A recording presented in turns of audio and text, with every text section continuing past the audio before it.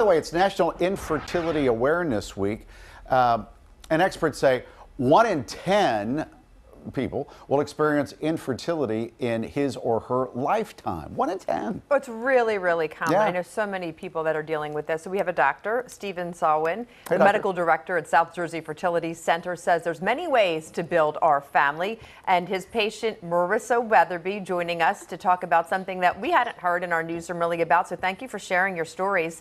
Embryo adoption. So Marissa, we'll start with you because you've built your wonderful family and you are the birth mom to 2 babies through this process. What is it and how did you come to this?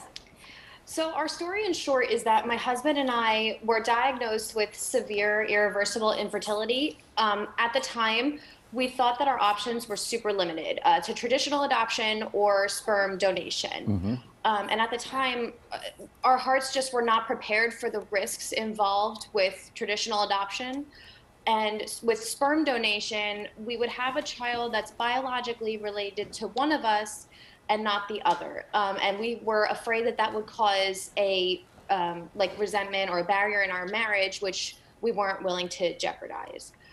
So we kind of had this epiphany one day: if you could get a donor sperm or donor eggs, maybe you could get a donor embryo. So we looked it up online, and South Jersey Fertility Center had an embryo donation program. So we called Dr. Salwin and we asked, are we good candidates for this?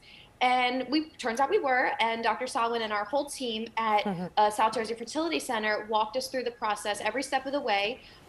We transferred 4 embryos total, 2 with the first transfer and 2 with the second transfer. Unfortunately and sadly, we lost 2 of those embryos, but we were also blessed that 2 of them became our daughter and our son. They're so beautiful. We're looking at the pictures, so congratulations on your amazing family. Thank you so much. Doctor, your turn. Help! Help me understand this. How do you explain embryo adoption? Well, there are many options for fertility patients, and sometimes people find that one door is closed and another door needs to be opened. And in this case, for the Weatherbys, embryo adoption became the best option for them.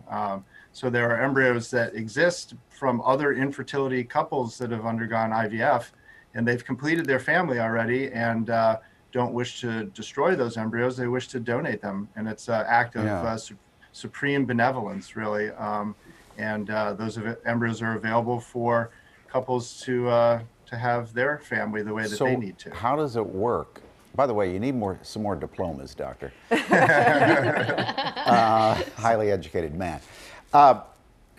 So what's the first step? How do we choose the embryo, or is it just given to us? Sure. So a couple would come, or an individual would come to see us for consultation, and then we have, embryos from our previous patients that are potentially available. We would be able to give information anonymous to the individuals so that they know about those embryos, and then there would be a selection process, and then we prepare with some blood work and ultrasounds and hormones to get the uterus ready, and then simply thaw and transfer that embryo for the successful pregnancy. Well, it's so interesting because I know people on both sides of this. I certainly have family members that have gone through fertility and have extra embryos, and would be really, I think, motivated to do something and to donate and to give back and to help. And I certainly know people that would benefit from this. So when we have sperm donors, we know that frequently you can go to a sperm bank and you can actually look through it like pictures and see like where somebody is educated or what they look like.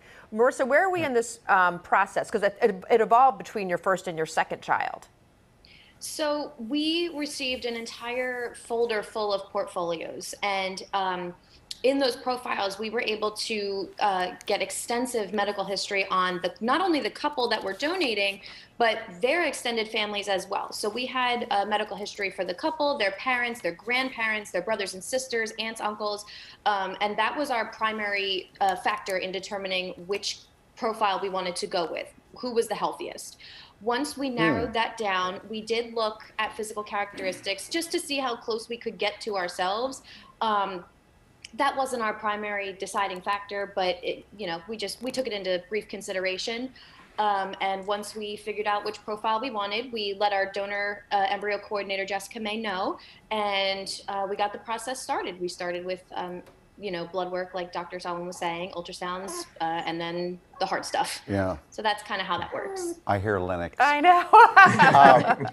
So Lennox is the baby, right?